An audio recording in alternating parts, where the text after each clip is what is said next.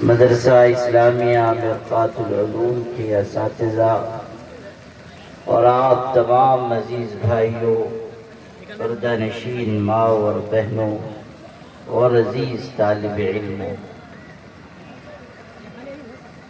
آپ سب یہاں اجلاس دستار بندی کے عنوان سے جمع ہوئے ہیں، اور ابھی ماشاءاللہ کئی بچوں کے سر پر تکمیل حفظ قرآن پاک کے اعزاز میں دستار باندھی گئی ہے۔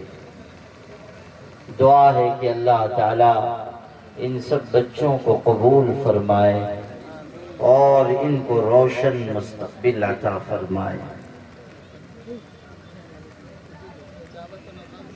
میں مہاراشٹر سے آیا ہوں، اور ابھی جب میں یہاں پہنچا آپ کی اس بستی میں تو لگ بھگ 10 بج رہے تھے، اور اس وقت یہاں قاری صاحب قرآن مجید کی تلاوت کر رہے تھے، گویا کہ جلسے کا آغاز ہو رہا تھا۔ ہمارے یہاں مہاراشٹر میں ٹھیک 10 بجے جلسہ مکمل ہو جاتا ہے۔ ماشاءاللہ یہ آپ لوگوں کی کرامت ہے کہ ہمارے ہاں جس وقت جلسہ مکمل ہوتا ہے، آپ لوگوں کے ہاں اس وقت آغاز ہوتا ہے، اور رات بھر کا جلسہ ماشاءاللہ آپ ہی لوگوں کا حصہ ہے۔ اور عام طریقے پر ایسے وقت میں ہم لوگوں کی تقریر کا موقع آتا ہے کہ نہ کہنے والے کو بشاشت باقی رہے اور نہ سننے والوں کو بشاشت باقی رہے۔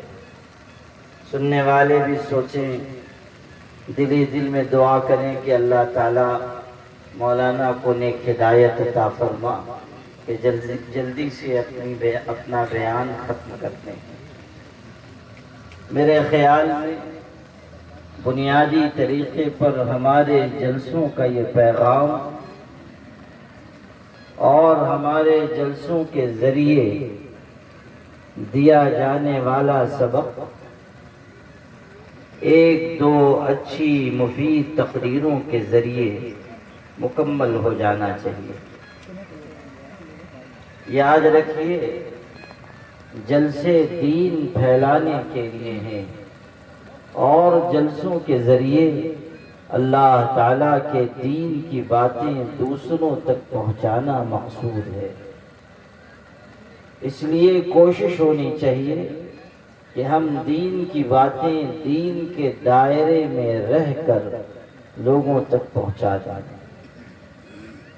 یہ بات بھی قابل اصلاح ہے کہ ہمارے جن مدارس میں بچیاں بھی تعلیم پا رہی ہیں، اب عام طریقے پر ان کو انعام دینے کے لیے، سند دینے کے لیے یا پروگرام پیش کرنے کے لیے اسٹیج پر بلا لیا جاتا ہے، اور علماء کرام کی موجودگی میں یہ عمل ہوتا ہے۔ اس پر ہمیں نکیر کرنی چاہیے۔ جو چیز شریعت میں منع ہے، ہمیں اس کا خود پورا اہتمام رکھنا چاہیے۔ صورتحال ہوتے ہوتے یہاں تک پہنچ رہی ہے کہ آپ کے اسی بہار میں ایک جگہ ختم بخاری شریف کے اجلاس میں حاضر ہوا، لڑکیوں کا بڑا ادارہ، اور وہاں ختم بخاری شریف کی تقریب اور تکمیل بخاری شریف کا موقع، تو وہاں کے منتظمین نے اسٹیج پر ہی بچیوں کو، فارغ ہونے والی طالبات کو بلا کے بٹھا دیا، اور وہاں بیٹھ کر وہ آخری حدیث شریف سب کے سامنے پڑھ رہی ہیں۔ یہ سب ہمارے جلسوں کی وہ روایت ہے جو شرعاً غلط ہے، اور اس پر ہمارے حضرات علماء کرام کو نکیر کرنی چاہیے، اور ہمیں اس سلسلے کو روکنا چاہیے تاکہ وقت رہتے یہ چیز ختم ہو جائے، ورنہ جب چیزیں بڑھتی ہیں اور پھیلتی ہیں تو بہت ساری غلط اور غیر شرعی باتیں پنپنے لگ جاتی ہیں۔ اللہ کے دین کے نام پر، شریعت کے نام پر، کتاب و سنت کے نام پر، دستار بندی کے اجلاس کے نام پر، یا اور اس طرح کے جلسوں کے نام پر کوئی ایسا عمل نہیں کیا جا سکتا جس سے اللہ نے روکا ہے۔ یہ ہمارے آقا حضرت محمد مصطفیٰ صلی اللہ علیہ وسلم نے روکا ہے۔ ماشاءاللہ آپ کے علاقے کے اس ادارے میں بچیاں بھی پڑھ رہی ہیں اور بچے بھی تعلیم پا رہے ہیں۔ آپ نے دیکھا کہ بہت سی بچیوں نے ماشاءاللہ یہاں دینیات کے نصاب کی تکمیل کی ہے، اور یہ سب بچے جو بیٹھے ہیں جن کے سر پہ دستار باندھی گئی ہے، یہ قرآن مجید کے حافظ ہوئے ہیں۔ مدرسے اپنے فارغین سے اور اپنے یہاں تعلیم پانے والوں اور تعلیم پانے والیوں کے ذریعے پہچانے جاتے ہیں۔ جس طرح درخت اپنے پھل سے پہچانا جاتا ہے، مدرسے اپنے فارغین و فضلاء کے ذریعے پہچانے جاتے ہیں۔ اللہ کا کرم ہے کہ یہ ادارہ پھل دے رہا ہے۔ یہ ادارہ نونہالان ملت کی تربیت کر رہا ہے، اور صرف بچوں کو نہیں بچیوں کو بھی دین کے علم سے آراستہ کر رہا ہے، جس کی آج پہلے سے کہیں زیادہ ضرورت ہے۔ اس لیے کہ ہماری بچیاں، ہماری بیٹیاں، ہماری بہنیں وہ غلط راہوں پر چلی جا رہی ہیں، اور نہ صرف یہ کہ غلط راہوں پہ جا رہی ہیں بلکہ ان کے پیچھے منظم منصوبہ بندی کے ساتھ محنت کی جا رہی ہے۔ آپ تو اس علاقے میں رہ رہے ہیں، شاید آپ کو اس کی سنگینی کا پورا احساس نہ ہو۔ ہم لوگوں کو اللہ نے موقع دیا ہے ملک کے الگ الگ حصوں میں جانے کا، زمینی سطح پر کاموں کو انجام دینے کا، معاشرے کو قریب سے دیکھنے کا، اور معاشرے میں پنپنے والی خرابیوں کا جائزہ لینے کا۔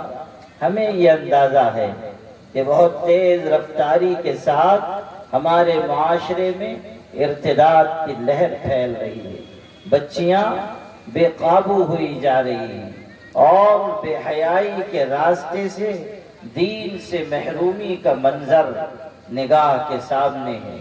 اور یہ کوئی اکا دکا واقعات نہیں ہیں، سینکڑوں بلکہ ہزاروں کی تعداد میں ہماری بچیاں جا چکی ہیں، اور ان جانے والی لڑکیوں کے ساتھ جو برا حشر ہو رہا ہے اس کے واقعات بھی اب سوشل میڈیا کے ذریعے، اخبارات کے ذریعے سامنے آتے رہتے ہیں۔ یاد رکھیے، توحید کی امانت کو چھوڑ کر زندگی گزارنا، قرآن مجید سے منہ موڑ لینا، اپنے دین اور مذہب سے غداری کرنا، انسان کے لیے اس سے بڑھ کر محرومی کی اور کوئی بات نہیں ہو سکتی۔ اور آج ہمارے سماج اور معاشرے میں جو اخلاقی قدریں گرتی چلی جا رہی ہیں، اور سرپرستوں اور ماں باپ کی جو غفلت ہے، اس کا نتیجہ یہ نکل رہا ہے کہ ہماری بچیاں عفت و عصمت و عزت و طہارت کے راستے پہ جانے کے بجائے بے شرمی، بے حیائی، ارتداد، کفر، شرک اور نفاق کے راستے پر جا رہی ہیں۔ یاد رکھیے گا، جن علاقوں میں بارش نہیں ہوتی وہاں کی فصلیں تباہ ہو جاتی ہیں، اور جہاں دین کی تعلیم نہیں ہوتی وہاں کی نسلیں برباد ہو جاتی ہیں۔ یہ جو نسلوں کی تباہی کا منظر آج ہماری نگاہ کے سامنے ہے، وہ ہم سب کی مجرمانہ غفلت کا نتیجہ ہے۔ دشمنان دین اور ہمارے حریف اور مد مقابل جو لوگ ہیں، ان کی کوشش، ان کی تدبیر، ان کی محنت، ان کی پلاننگ، ان کی فنڈنگ، ان کی طرف سے سازشیں اور تدبیریں سب اپنی جگہ ٹھیک، لیکن یاد رکھیے، اگر ہم نے اپنی نسلوں کو صحیح طریقے سے پروان چڑھایا ہوتا، اگر ہم نے توحید کا نقش بٹھایا ہوتا، اگر ہمارے گھروں میں اللہ اور اس کے پاک رسول صلی اللہ علیہ وسلم کی باتیں بیان کی جاتی رہتی ہیں۔ اگر ہم نے اپنی اولاد کو صحیح رخ پر آگے بڑھایا ہوتا، دنیا کی کوئی طاقت محنت کے ذریعے، تدبیر کے ذریعے، پیسوں کے ذریعے ہماری اولاد کو راہ راست سے ہٹا نہ سکتی۔ لیکن افسوس کہ ہم خود غافل ہوئے اور ہم نے اولاد کی تربیت کے سلسلے میں بھی غفلت برتی، جس کا نتیجہ یہ سامنے آیا کہ آج ہم بے بسی اور بے چارگی محسوس کر رہے ہیں۔ آج ہم خاموش تماشائی بن کر اندر اندر کوڑ رہے ہیں اور تڑپ رہے ہیں۔ ملک جس رخ پر جا رہا ہے اور جو صورتحال پورے ملک کی ہے، آپ سے بتانے کی چندہ ضرورت نہیں ہے۔ ایسی نازک صورتحال میں ہمارے یہ ادارے، ہماری یہ درسگاہیں، ہماری یہ دانشگاہیں ہماری یہ آخری پناہ گاہ، یہی ادارے ہمارا سرمایہ ہے، یہ نسلوں کے ایمان کی حفاظت کا ذریعہ ہے، اور یہی ہمیں متوجہ کر رہے ہیں کہ ہم اپنی اولاد کی تربیت کے سلسلے میں متوجہ ہوں، فکر مند ہوں، کوشاں ہوں۔ قرآن مجید کی یہ تعلیم مدرسوں کے ذریعے ہی ہم تک پہنچتی ہے کہ یا ایھا الذین آمنوا قوا انفسکم واہلیکم نارا وقودها الناس والحجارہ علیہا ملائکۃ غلاظ شداد لا يعصون اللہ ما امرهم ويفعلون ما يؤمرون۔ ارشاد ربانی ہے کہ اے ایمان والو، یعنی وہ تمام مرد اور عورتیں جنہوں نے اللہ کی ذات عالی پر ایمان قبول کیا، کان کھول کر سنو، تمہاری ذمہ داری یہ بھی ہے کہ تم خود اللہ کے دین کے راستے پر چلو، اپنے آپ کو دوزخ کی راہ سے بچاؤ، اپنے آپ کو جنت کے راستے پر لے جاؤ۔ تمہاری ذمہ داری ہے کہ تمہارے دل میں اللہ کا ڈر ہو، اس کا تقوی ہو، تمہارے اندر اللہ تعالیٰ کی وحدانیت کی عظمت ہو، تمہارے اندر ایمان کی قدر و قیمت ہو۔ تمہاری ذمہ داری ہے کہ تم اس روئے زمین پر اس طرح زندگی بسر کرو کہ تمام باطل طاقتوں کے سامنے اس بات کا اظہار کرو کہ تمہیں جو راستہ پسند ہو تم اس راستے کو اپناؤ۔ ہمارا راستہ توحید کا راستہ ہے، ہمیں اسی پہ جینا ہے اور ہمیں اسی پہ مرنا ہے۔ یا ایھا الذین آمنوا اتقوا اللہ حق تقاتہ ولا تموتن الا وانتم مسلمون۔ مطالبہ صرف اس کا نہیں ہے کہ ہم ایمان پر زندگی گزاریں، مطالبہ اس کا ہے کہ ہمیں موت نہ آئے مگر اس حالت میں کہ ہم مسلمان ہوں۔ ایمان پر زندہ رہنا اور ایمان پر جان دینا یہ ہمیں سکھایا گیا، اور اسی کی تربیت ہمیں اپنی اولاد کو دینی ہے۔ صرف ذمہ داری اتنی نہیں ہے کہ آپ دیندار بن جائیں، آپ نمازی بن جائیں، آپ اللہ سے ڈرنے والے بن جائیں، ذمہ داری یہ بھی ہے کہ اپنی اولاد کو بھی سیدھے راستے پر ڈالیں، اپنی اولاد کے لیے بھی فکر مند ہو جائیں۔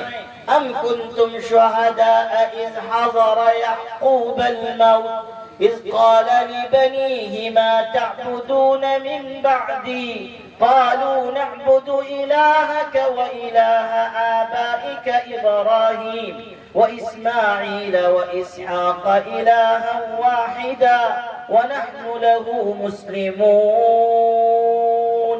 قرآن بتا رہا ہے کہ یعقوب علیہ السلام جیسے پیغمبر دنیا سے تشریف لے جا رہے ہیں، آخری وقت ہے، سانسیں اکھڑنے والی ہیں، اس وقت ان کی آل و اولاد، ان کے خاندان کے لوگ ان کی چارپائی کے ارد گرد موجود ہیں۔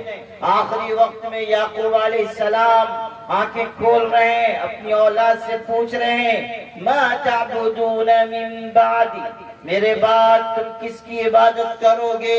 یعنی پیغمبر کو اگر فکر ہے تو اس کی کہ میری اولاد کس راستے پر چلے گی، میری اولاد توحید پر قائم رہے گی یا نہیں رہے گی۔ پیغمبر کو اس بات کی فکر ہے کہ کہیں میری نسلوں میں شرک نہ آ جائے، ارتداد نہ آ جائے، اللہ تعالیٰ کی عظمت سے یہ محروم نہ ہو جائے۔ ما تعبدون من بعدی، کس راستے کو تم اپناؤ گے، کس کی تم عبادت کرو گے؟ پیغمبروں کی اولاد ہے اور پیغمبروں کا خاندان ہے، لیکن حضرت یعقوب علیہ السلام فکر مندی اور درد مندی کے ساتھ اپنی اولاد سے پوچھ رہے ہیں تم کس راستے کو اختیار کرو گے؟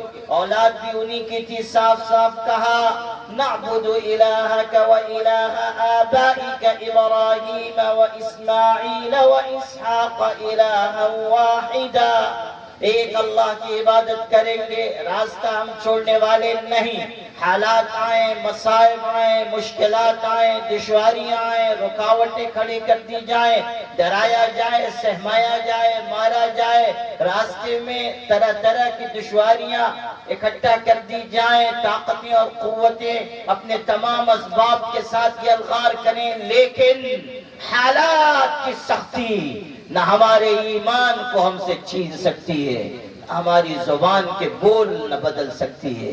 اسی لیے قرآن پاک میں یہ واقعہ اتارا گیا تاکہ سارے لوگ اچھی طرح اس حقیقت کو سمجھ لیں کہ ماں باپ کی بنیادی ذمہ داری ان کی اولاد کے تئیں یہ ہے کہ وہ ان کو ایمان پر، اسلام پر، قرآن پر قائم رکھیں، اللہ کے دین پر قائم رکھیں۔ قالوا نعبد الہک و الہ آبائک، یہ الفاظ بتا رہے ہیں کہ ماں باپ کی تربیت جیسی ہوگی اولاد بھی اسی راستے پر چلے گی، ماں باپ جو سکھائیں گے اولاد اسی کو اختیار کرے گی۔ آج ہم خود غفلت میں، معصیت میں، ظلمت میں پڑ رہے ہیں، غلط راہوں پہ جا رہے ہیں، حق کی ادائیگی میں کوتاہی برت رہے ہیں، ظلم اور زیادتی کو اپنا رہے ہیں، جس کا نتیجہ یہ نکل رہا ہے کہ ہماری اولاد باغی ہو رہی ہے، سرکش ہو رہی ہے، غلط راہوں پہ جا رہی ہے، اللہ تعالیٰ کے احکامات سے منہ موڑ رہی ہے، اور ارتداد کا یہ اندوہناک منظر ہماری نگاہ کے سامنے آ رہا ہے، جو آج اس پوری ملت اسلامیہ کے لیے ایک سوالیہ نشان بنا ہوا ہے۔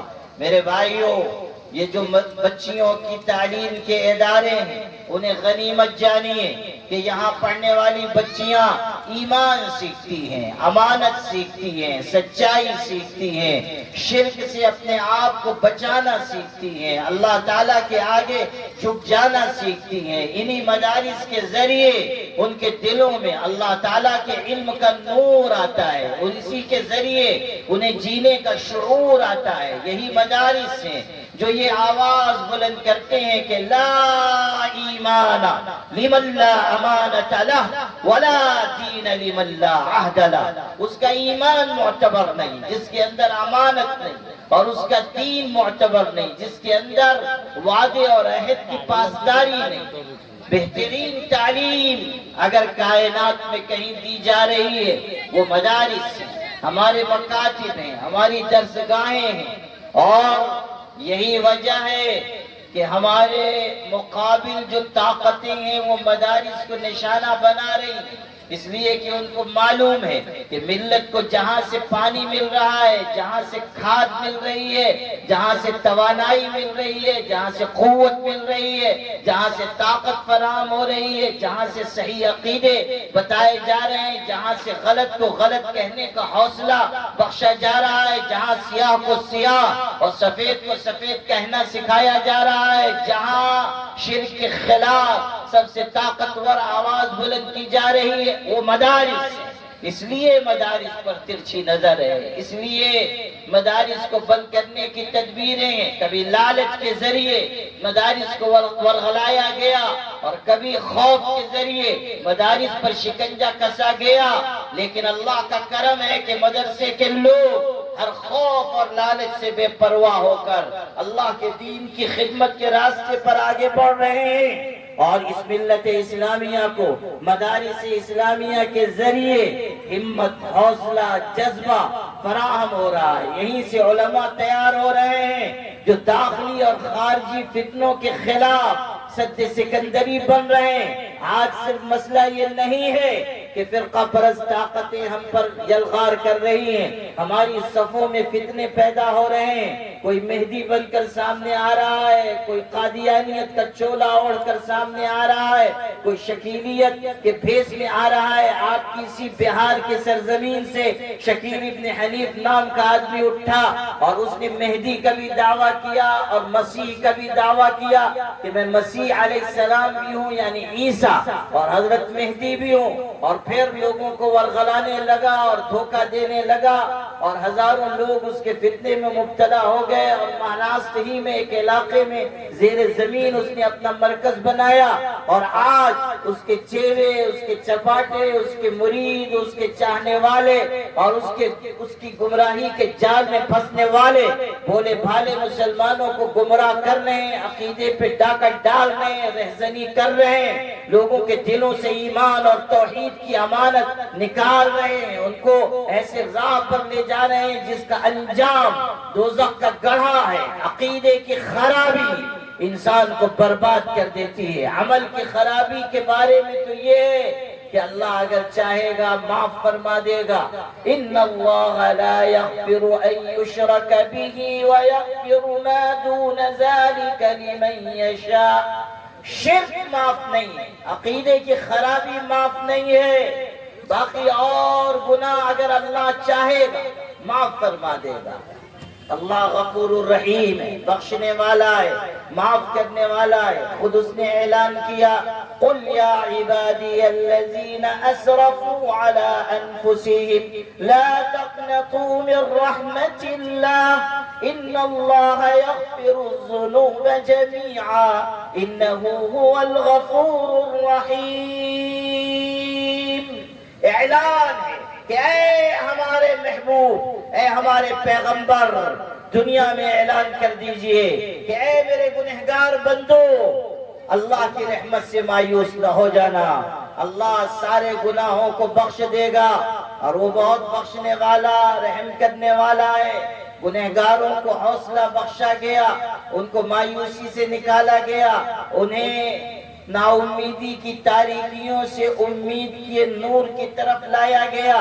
قرآن کی سب سے زیادہ امید دلانے والی یہی آیت ہے، قرآن مجید کی سب سے زیادہ امید دلانے والی آیت۔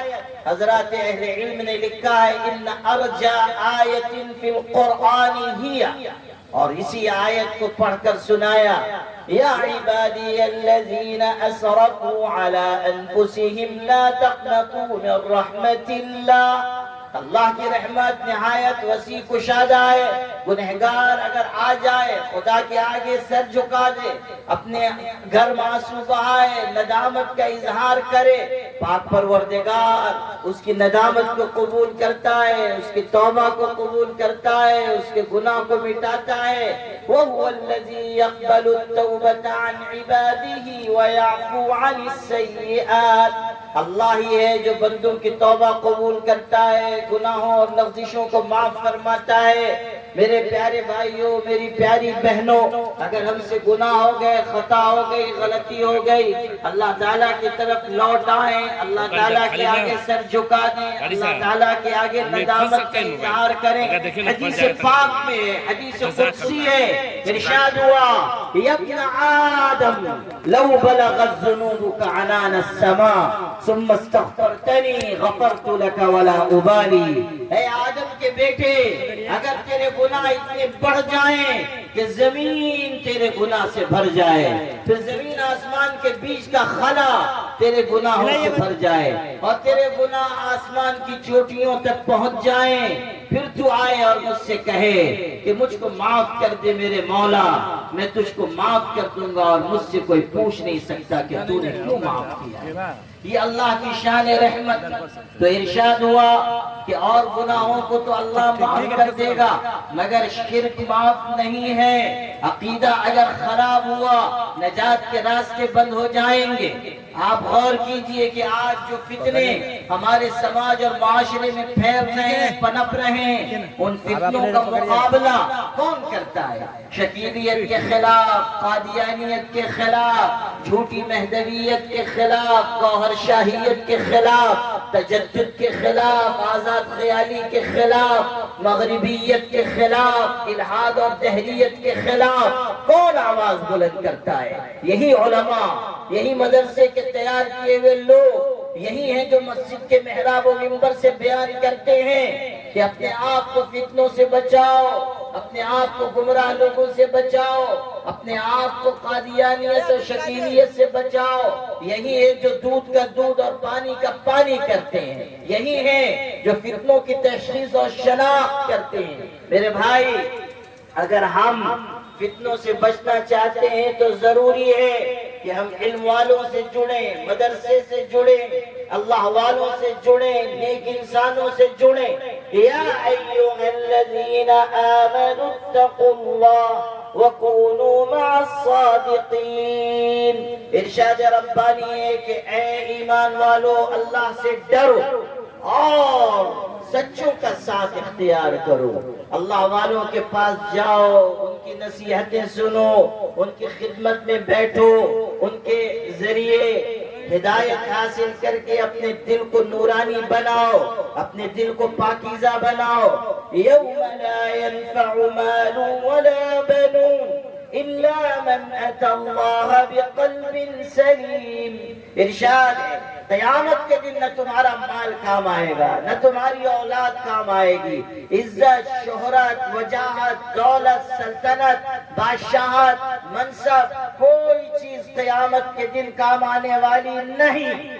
کام آنے والی جو چیز ہے وہ یہ کہ انسان صاف ستھرا دل لے کر آئے، پاکیزہ دل لے کر آئے، انسان اللہ کی بارگاہ میں سچائی لے کر آئے، امانت لے کر آئے، انسان اللہ تعالیٰ کی بارگاہ میں تقوی و طہارت لے کر آئے۔ کامیابی کی بنیاد یہ ہے۔ اور یاد رکھو میرے بھائیوں، میری پیاری بہنوں، کہ صاف ستھرا دل اس وقت ہمیں ملے گا جب ہم اہل دل کے پاس جائیں گے، اللہ والوں کے پاس جائیں گے، ان کی نصیحتیں سنیں گے، ان سے ذکر کا سبق لیں گے، ان سے اللہ تعالیٰ کی یاد سیکھیں گے اور خوب اللہ کو یاد کرنے والے بنیں گے۔ جب دن کے اجالے میں، رات کی تنہائی میں، صبح کو، شام کو، پہلوؤں کے بل کھڑے ہو کر، بیٹھ کر، ہر وقت ہم پر اللہ کی یاد کی کیفیت طاری رہے گی، ہمارا دل اللہ کی طرف متوجہ رہے گا، ہمارے اندر استحضار ہوگا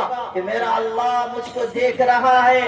الم یعلم بان اللہ یرا، کیا انسان نہیں جانتا کہ اللہ اس کو دیکھ رہا ہے؟ الم یعلم ان اللہ یعلم سرهم ونجواهم وان اللہ علام الغیوب۔ ارشاد ہے کیا دنیا کے انسان نہیں جانتے کہ اللہ ان کی کھلی چھپی ہر بات کو جان رہا ہے، ان کی سرگوشیوں کو سن رہا ہے، تنہائیوں میں وہ کیا کر رہے ہیں دیکھ رہا ہے۔ ہر نگاہ کو رکاوٹ روک سکتی ہے مگر خدا کی نگاہ کو کوئی رکاوٹ روک نہیں سکتی۔ ہر انسان سے چھپ کر انسان کوئی تدبیر کر سکتا ہے مگر اللہ سے چھپ کر کوئی تدبیر نہیں کر سکتا۔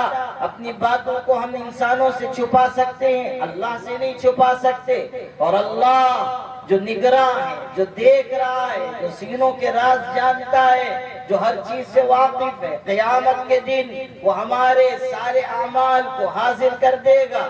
یا بنی انہا ان تک مثقال حبۃ من خردل فتکن فی صخرۃ او فی السماوات او فی الارض یأتی بها اللہ۔ اے بیٹے، حضرت لقمان نصیحت کر رہے ہیں کہ اے میرے بیٹے، اگر تم نے کوئی رائی کے دانے کے برابر بھی گناہ کیا ہو، زمین آسمان میں کہیں چھپ کر کیا ہو، کسی چٹان میں گھس کر کیا ہو، قیامت کے دن اللہ تمہارے گناہ کو لے کر آ جائے گا۔ کوئی چیز چھپنے والی نہیں، کوئی انسان بچنے والا نہیں۔ ان بطش ربک لشدید، تمہارے پروردگار کی پکڑ نہایت سخت ہے۔ قیامت کا دن وہ ہوگا کہ جب انصاف کے ترازو قائم کیے جائیں گے، اعمال تولے جائیں گے، اللہ کرسی انصاف پر جلوہ افروز ہوگا۔ اور حدیث میں لم یغضب من قبل ولا من بعد، نہ پہلے کبھی اتنے غصے میں آیا نہ اس کے بعد کبھی اتنے غصے میں آئے گا۔ اللہ نام اعمال کھلوائے گا، صرف نام اعمال نہیں، سینوں کے راز اور بھید بھی کھول دیے جائیں گے۔ یوم تبلی السرائر فما له من قوت ولا ناصر، قیامت کا دن وہ ہوگا جب سینوں کے راز آشکارا کر دیے جائیں گے، کوئی راز نہیں رہے گا، کوئی چیز چھپی ہوئی رہ نہیں جائے گی، سب آشکارا کر دیا جائے گا، سب کھول دیا جائے گا، اور کوئی طاقت بچانے والی نہیں ہوگی، اور کوئی انسان مدد کرنے والا نہیں ہوگا۔ او انسانوں، ذرا غور کرو کہ قیامت کے دن ہم کیا جواب دے سکیں گے، خدا کی بارگاہ میں ہم کیا کہہ سکیں گے، کیا عذر پیش کر سکیں گے۔ اللہ کے دربار میں جب ہماری پیشی ہوگی اور اللہ پوچھے گا تو ایسے گناہ کیسے کما کر لے کر آیا ہے، ہم کیا جواب دیں گے۔ اللہ کا قرآن آج ہمیں متوجہ کر رہا ہے کہ او انسانوں، عمل کرو، آخرت کی فکر کرو، موت کے بعد کی زندگی کی تیاری کرو، دنیا میں رہتے ہوئے قبر کے اندھیرے کو نہ بھول جاؤ، اپنے مکان کی آسائشوں کو اور زیب و زینت کو دیکھ کر قبر کی اندھیریوں کو فراموش نہ کر دو۔ آج دنیا کی نعمتوں کو پا کر آخرت کی نعمتوں کی طرف سے منہ نہ موڑ لو۔ قرآن کہہ رہا ہے یا ایھا الذین آمنوا اتقوا اللہ وَلْتَنْظُرْ نَفْسٌ مَا قَدَّمَتْ لِغَدٍ وَاتَّقُوا اللَّهَ، اے ایمان والو، اللہ سے ڈرو اور ہر انسان غور کرے کہ آنے والے کل کے لیے یعنی قیامت کے دن کے لیے اس نے کیا تیاری کر رکھی ہے۔ آج وقت ہے، آج مہلت ہے، آج ہمیں فکر کرنی ہے۔ ہمارے آقا حضرت محمد صلی اللہ علیہ وسلم فرما رہے ہیں بادروا بالاعمال سبعا هل تنتظرون الا فقرا منسيا او غنى مطغيا او مرضا مفسدا او هرما مفندا او موتا مجهزا او الدجال فشر غائب ينتظر او الساعة فالساعة هي ادهى وامر۔ حضرت فرما رہے ہیں کہ لوگوں عمل کی طرف بڑھو، عمل کا سرمایہ اکٹھا کرو، اللہ کا ذکر کرو، تلاوت کرو، صدقہ خیرات کرو، لوگوں کی خدمت کرو، توشہ اختیار کرو، 7 چیزوں کے آنے سے پہلے پہلے عمل کر لو۔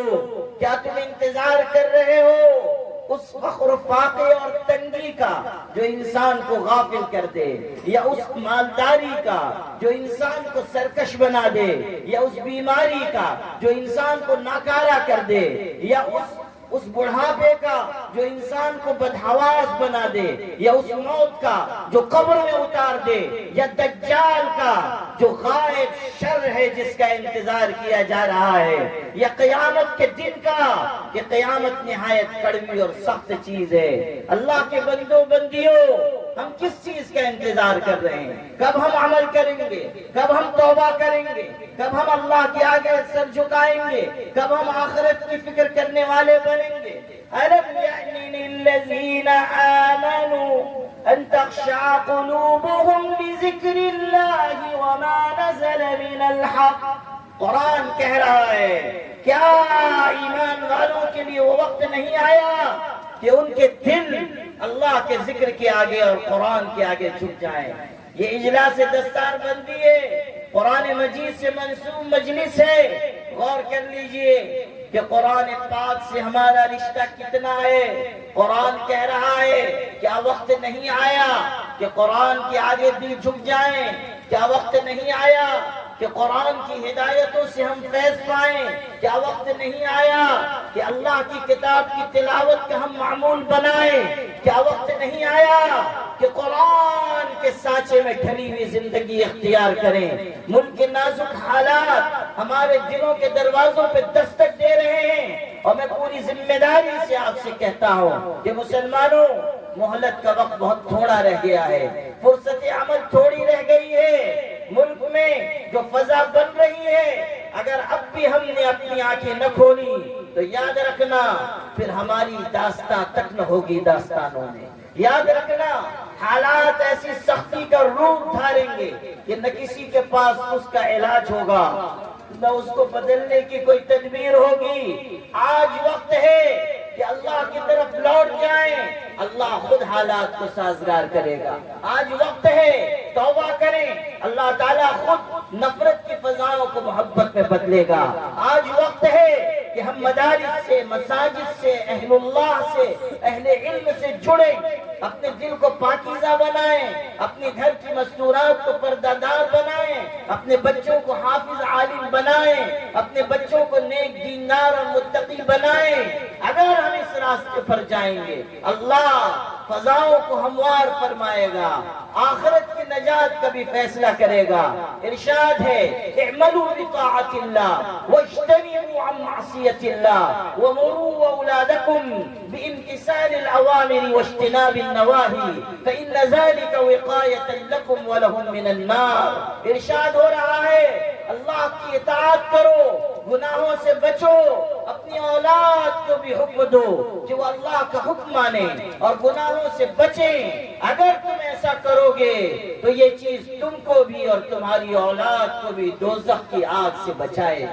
یہ ہے نجات کا راستہ, یہ ہے ہدایت کا راستہ.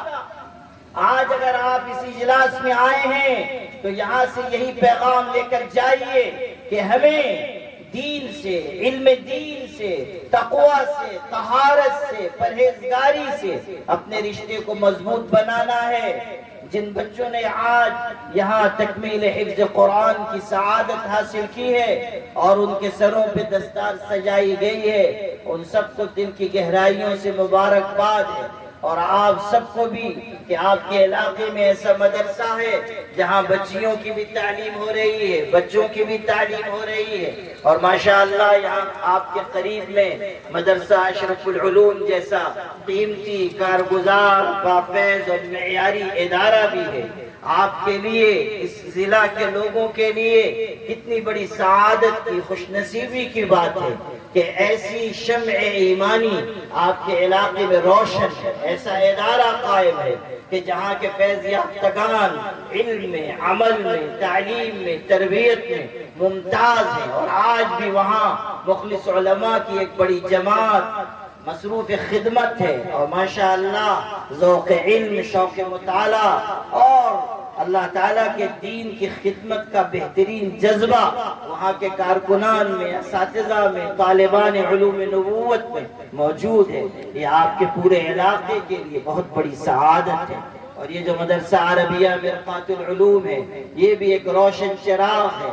آپ کو چاہیے کہ آپ اس ادارے کی پوری خدمت کریں, اس ادارے کا تعاون کریں, یہاں کے اساتذہ پر خرچ کریں, یہاں کے طلبہ پر خرچ کریں, یہاں کی طالبات پہ خرچ کریں, مدرسے کی ضروریات کا انتظام کریں. قرآن مجید میں ارشاد ہے وَأَنفِقُوا مِمَّا رَزَقْنَاكُم مِّن قَبْلِ أَن يَأْتِيَ أَحَدَكُمُ الْمَوْتُ. ارشاد ہو رہا ہے کہ موت کے آنے سے پہلے پہلے راہ خدا میں خرچ کرو, کہ یہی خرچ کرنا تمہارے لیے نجات کا باعث ہے.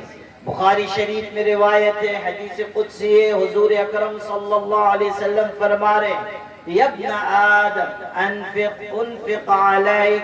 حضور فرما رہے ہیں, اللہ ارشاد فرماتا ہے اے آدم کے بیٹے میرے راستے میں خرچ کر, میں تجھ پر خرچ کروں گا.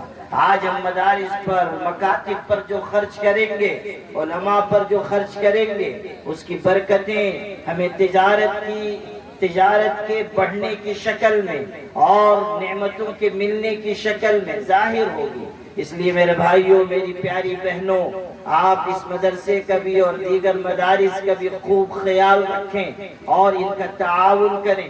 حدیث پاک میں کن عالما او متعلما او محبا او مستمعا, یا تو عالم بن جاؤ, یا طالب علم بن جاؤ, یا علم اور اہل علم سے محبت کرنے والے بن جاؤ, یا علم والوں کی بات سننے والے بن جاؤ. 4 جماعتیں ذکر کی گئیں اور پھر بتایا گیا 5ویں مت بننا, یعنی ان 4 جماعتوں کو چھوڑ کر 5ویں جماعت نہ بننا ورنہ ہلاک ہو جاؤ گے. مدرسے کی مخالفت، عالم دین کی مخالفت، عالم دین سے دشمنی انسان کے لیے تباہی، بربادی اور دنیا اور آخرت میں نعمتوں سے محرومی کا ذریعہ ہے۔ ہمارے فقہا نے لکھا ہے من ابغض عالما بدون عذر شرعی خیف علیہ الکفر، جو آدمی کسی عالم دین سے کسی عذر شرعی کے بغیر دشمنی رکھتا ہے، اندیشہ ہے کہ اس کی موت کفر پر ہوگی، ایمان پر اس کا خاتمہ نہیں ہوگا۔ اللہ پاک ہم سب کی برے خاتمے سے حفاظت فرمائے، ایمان پر زندگی دے اور ایمان پر وفات نصیب فرمائے۔ اس ادارے کے مدرسے کے ذمہ دار مولانا سلمان صاحب اور ان کے رفقا اور تمام اساتذہ، مخلصین، معاونین کو میں مبارکباد پیش کرتا ہوں کہ آپ کے ذریعے ایسی اہم خدمت اس علاقے میں انجام پا رہی ہے، اور دعا دیتا ہوں کہ اللہ ان سب حضرات کی کاوشوں کو قبول فرمائے۔ وآخر دعوانا ان الحمد للہ رب العالمین۔